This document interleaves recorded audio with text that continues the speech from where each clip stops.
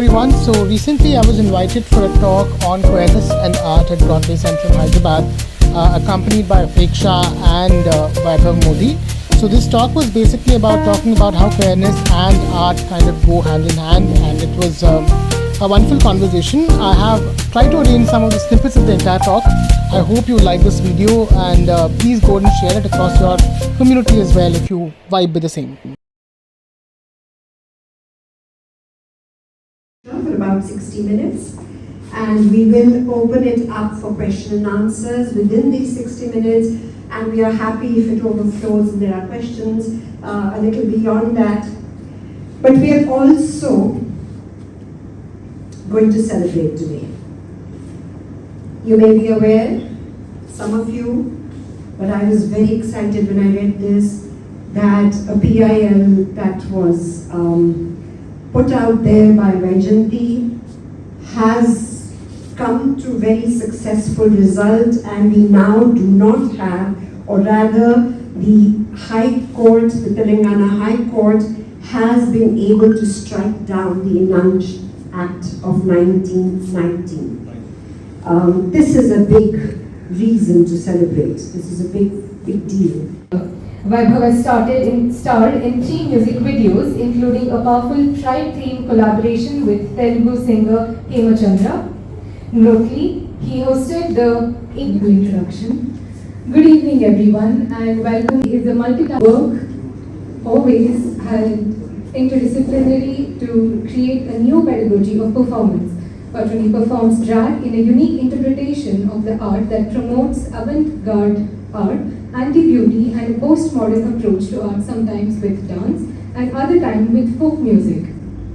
They are performed in more than 1,000 plus shows, 50 plus workshops, 5 plus TED Talks, fashion walks, and digital performances across all mediums. Really wonderful to have on the panel. Thank you so much.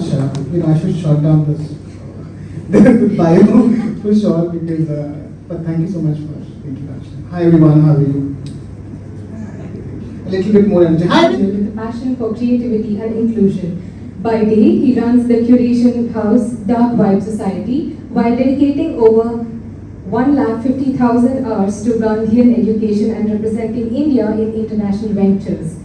Beyond this, Vaibhav co-founded the Hyderabad Dance Festival and works tirelessly for the LGBTQIA+ community inclusion.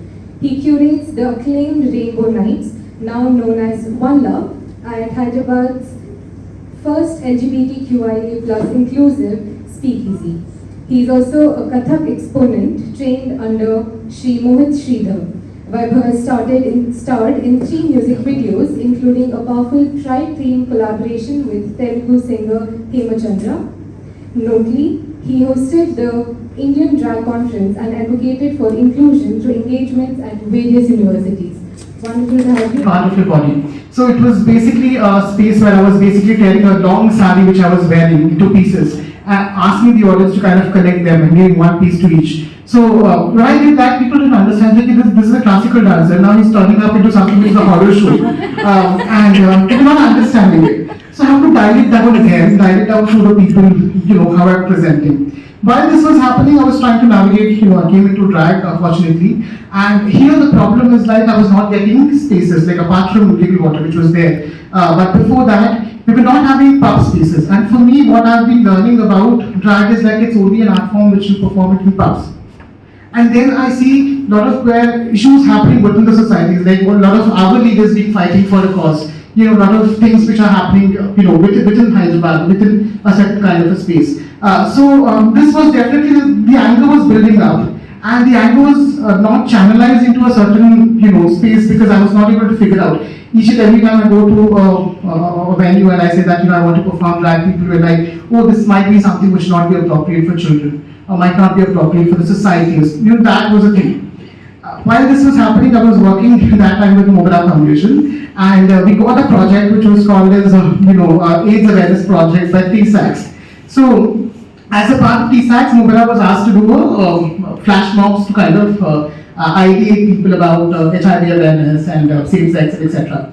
As a part of it, Mobile said, can't you just open that, you do first performance and then we follow the flash mob. And I thought that's the time when I can bring out my drag and use it in streets.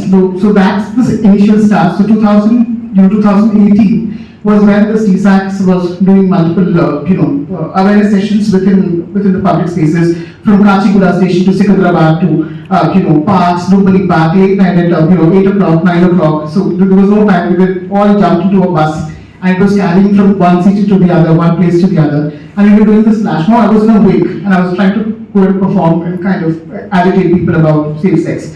So this happened, and somewhere I figured out, this was more liberating than going ahead and performing in a club. The next year, again, June month was there, so by then I was 2 years of age in drag, so people are kind of asking me about more events. And one of the events which kind of came in through was, Goethe Zentrum's music, busking, which was happening in multiple metro stations. And a very good friend of mine, Shreya, so she put a poster that, they're looking for singers. My idea was to kind of show up as a singer, whatever I sing, there are singers out here in this room. And so, but I was thinking let me just do it. But one thing I realized is if I just go and sing, nobody will listen. I know my craft. So I think the best thing to do is to ensure that people are standing there, not moving from one place to the other. So I said, let me do drag. And even I think all the team members were not aware that I was coming in drag, so that was a surprise element for everybody. There was this very small place where I went backstage and my wife was there with me, so she was like, "Sari pehna, lipstick and all that thing," and I just went in and I started singing folk songs. I was talking about, in my folk songs I will talk about LGBTQI+, what is queer, etc. There's this song which I was singing about bisexual Ravanamma, and then this kid who's kind of coming ahead and, kind of performing, like I just grabbed her, and she's just kind of walking. She's seeing what exactly is happening, she's dancing. And then all the women who kind of joined. So that was a moment when I realized an art form put in a public without any boundary makes more effort of sensitization than that of putting it in a strategized way of theatrical performances.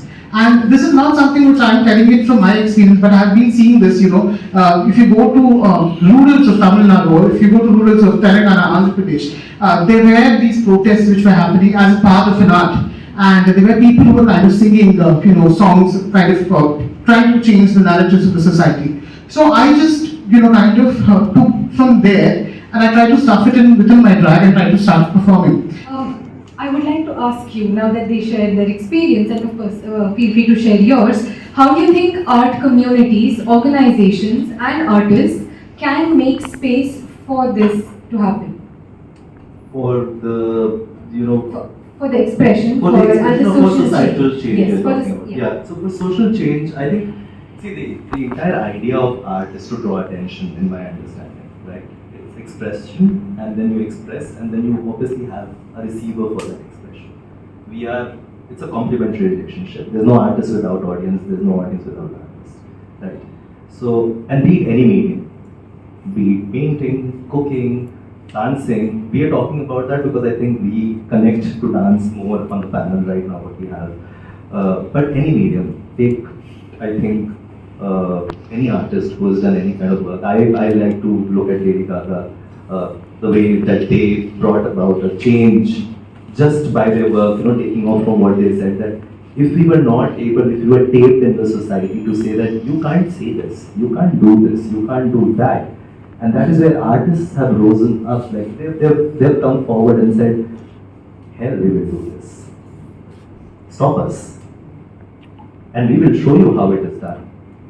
So that, I think, has always been the case. Be it the freedom struggle of India, where songs were sung for the freedom of the country, painful, accounts of how the partition happened has been captured very beautifully in art. To any big event that has happened in the world, art has been there. So I don't think there's any change devoid of art. So that's one part of the story. My experience with societal change is more so where I feel that just when you want to express something, that there are people, and even if there is one person listening and changing their life, and especially I speak for my queer community. I've seen my community being pushed in the corner, and I have seen that, like, there was this recent plays that I was performing it was quite an enlightening moment for me as well, where one of the people from the, and it was in a club, which is a queer club, nightclub experience.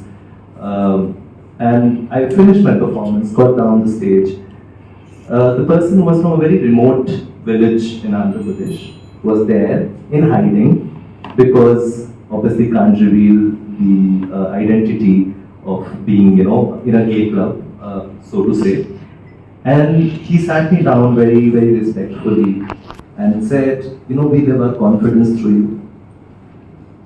And that hit me so hard. Because on the stage when we are performing, we are not only, just performing, we are role models, we are people, we're giving inspiration to so many people out there, right? And that's why the stage has always been so powerful. Right? Irrespective of where. Like, for example, I have been witness to a small child dancing to their drag performance in a metro station. I think that is the most incredible thing that ever happened for this country. I'm not kidding. We have seen the struggle. I'm sure that all people who are from the community will testify that just to see that happen and just to see that being enabled, that itself was a big, big society change. So, if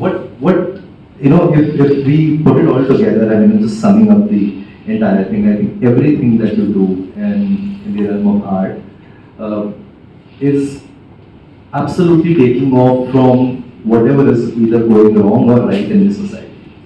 Either way, that will bring change, right? It can go either this way or that way, but change has to happen. Actually, in this new age internet world, they would be able to kind of do it. Now, one thing which I wanted to kind of bring you back is majority of the queer people. I'm talking about people who are trans or people who are trans feminine. I have been interacting even cross-dresser communities, whatever been there. You go to any gay person or a trans feminine person or trans member, and the first thing which they do, which they tell is like, I know how to do Bharatanatyam.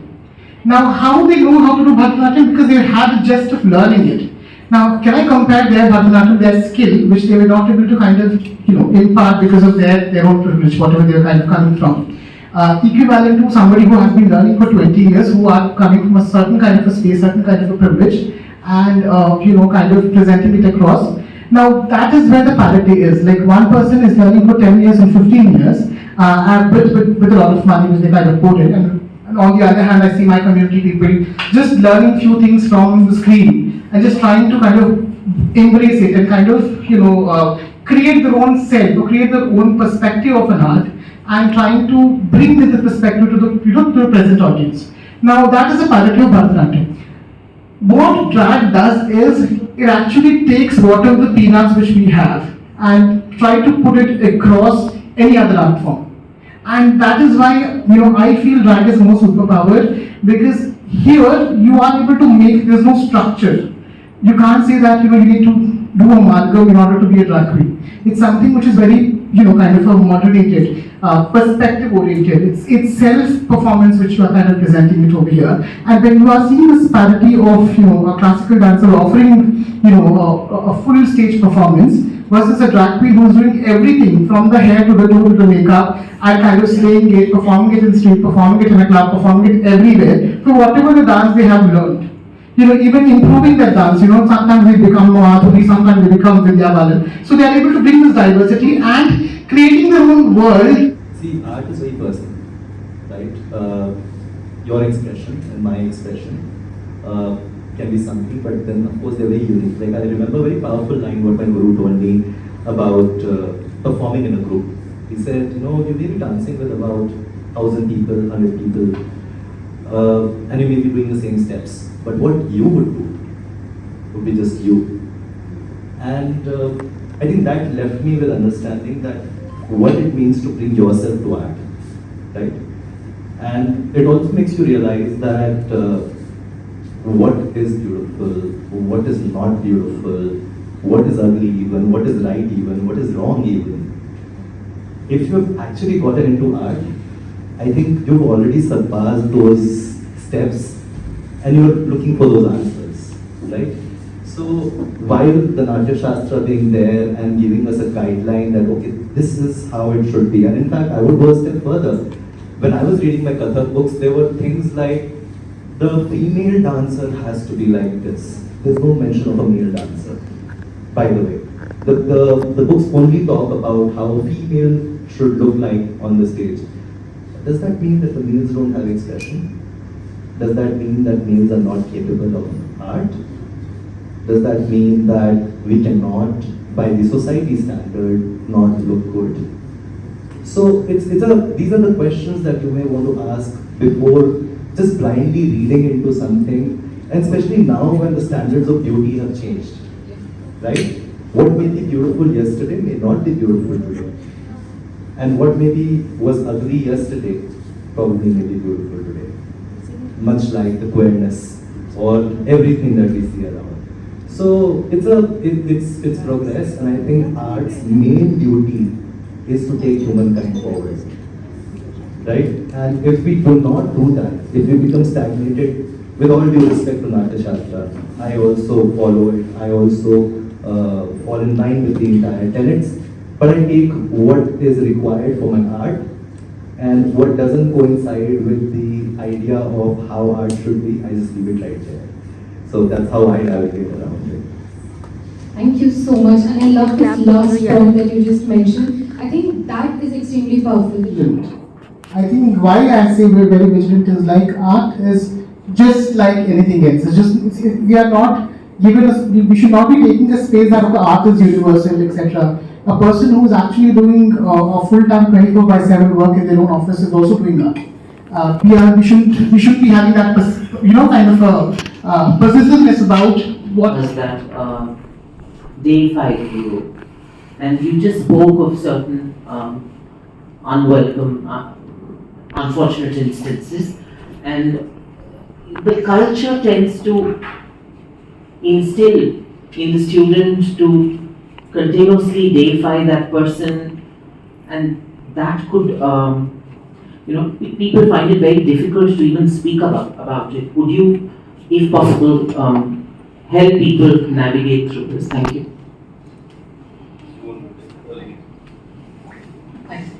What works? I think there's that in the perspective. Please. So I think definitely Guru Sishya Parampara is a part of the art form, especially classical art forms. Now, what we are trying to understand is like initially the idea of Guru Sishya Parampara was basically a secluded idea of a model of whose house, learning from there, where the entire thing is being taught.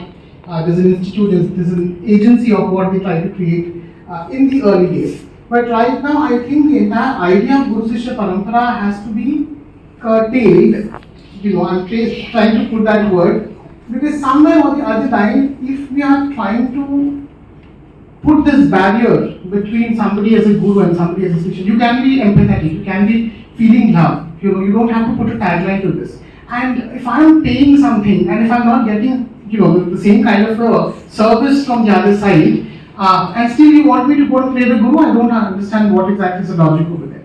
Having said that, there's a respect. Okay, you're learning from somebody, there's a respect, keep it in your heart. There is the empathy, which is definitely fine. But also we need to have a system where we actually go ahead and say something which is wrong, it's wrong. I will tell you a little bit of an example over here.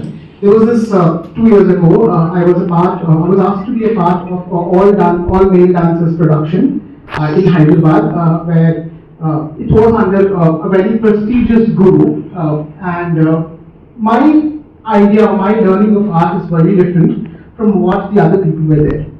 So I don't know how to, I usually don't tie dhotis and go to a dance class, because somewhere on the other line, the very easy accessible garments, so rather than a harem pant, which would help me do my postures, which would help me do my things, etc. So I was walking with this harem pant into the places, and all of a sudden the guru yells at me, telling that, okay, kya tum shamya ban ke aa gaye? Do I expect that from the guru? No.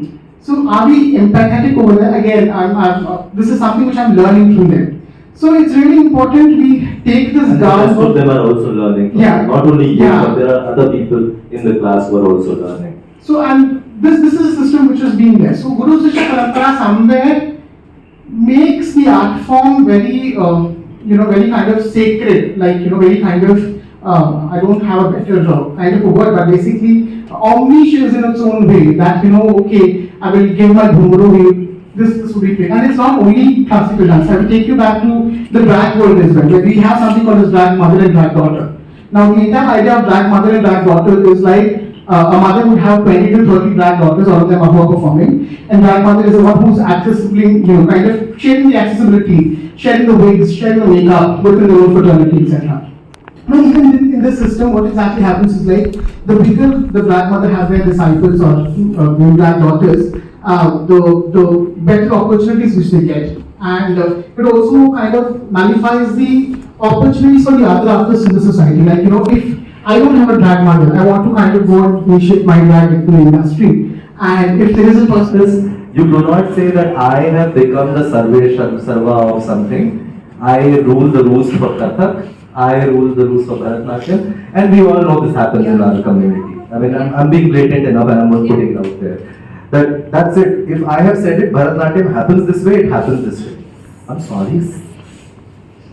How is that? You're telling me that art is only going to happen a single way?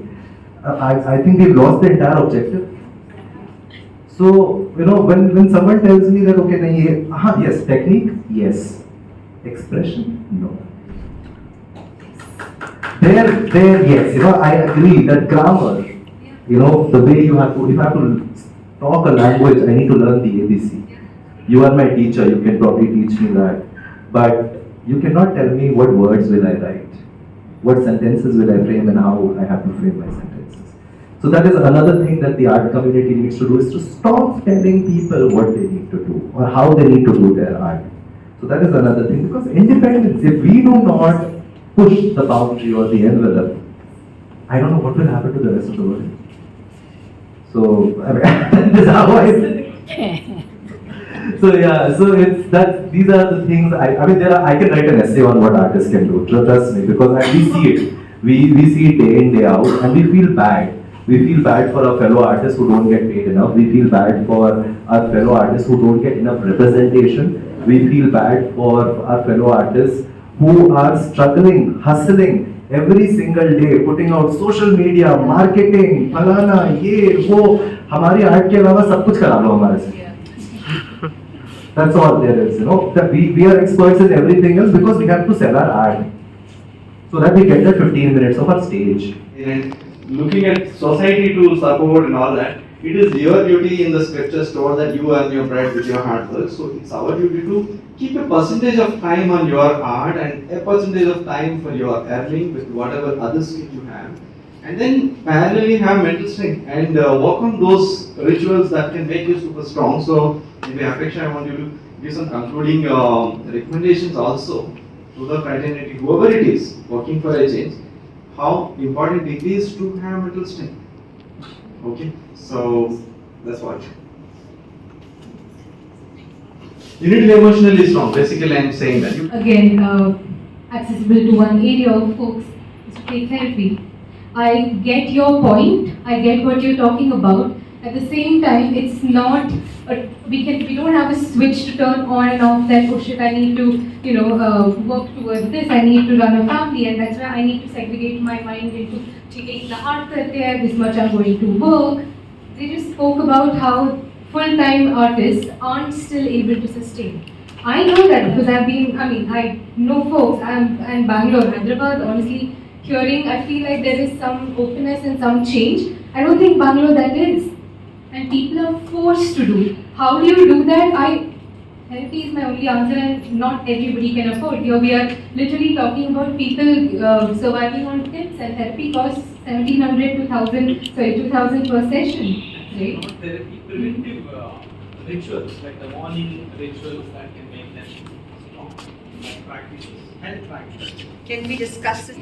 वही गोपी बनेंगे, वही कृष्णा बनेंगे, वही and the worst part is the artists are doing just the same thing, and they're like, hey, this is not cool. No, we can't talk about things that do not sink in with the society.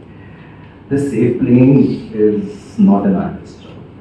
Yes, you may speak to the audience in the way they understand, but you cannot play safe with an artist. You have to be prepared.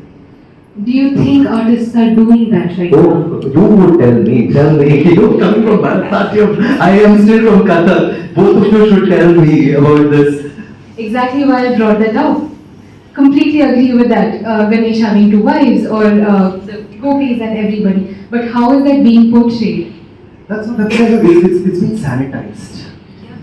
That's exactly the word, sanitized, because it doesn't suit the narrative. Today, you do not want to, call a spade because spade ganga hai. That's it. Because we've been taught that it is ganga. And today we talk about being Vishnu Guru, we talk about being, the world has been taught by us and XYZ, Falana Tinkana, pardon my language, but it's sad that we have lost all of that, kept it aside because it is not convenient to redo or rewire our thinking and completely ignore one gender or a spectrum or a sexuality which has been an integral part of this country and its civilization. Everything else is external. So mythology, I don't think there was not enough representation. There is every kind of representation, and I always saw mythology from that angle. That's where I enjoy when I pick up my pieces from mythology to dance. I relive that moment through that. My mother would testify, I would not sit down for puja. I hate it. I'm sorry, I mean, it's not something against religion, but that's something that I don't believe in, right? But when I dance with equal. Here is someone who I met, I think about 15, 18 years ago, and has been out there with the cause throughout, uncompromised, out there in the face on every stage that they got. And I must say, you have won a great victory. About 2 weeks ago, and we'd like you to talk about, have to raise the toast for that. Firstly, I don't know this. So very briefly, my co-petitioner, Mona Lisa, she hasn't been able to come because she's had a death. A trans person's passed away, so all of them have had to go there, else there would have at least about 10 people who have joined here. We, over the last 6 years, through the Right to Information Act and having precipitated, done a lot of preparation, got the draconian Telangana Eunuchs Act of 1919. And the second bit is transgender persons are now a separate category under ASRA pensions insofar as they qualify the parameters if they are below poverty line. So they are entitled to receive ASRA pensions under the Telangana government. And the third and the most important is that the High Court has directed the Telangana government to come up with a comprehensive reservation policy in public education and employment. Thank you very much. And I don't know how this fits into the beautiful world of arts that I was in all this while. So I'll hand this over back to you. Thank you so much. The Telangana Delphic Association, the Queer Nilayam, maybe a word could be spent on that. What is Queer Nilayam, and the fact that we do have such an organization by the state of Telangana, I think that's something that we would all like to learn.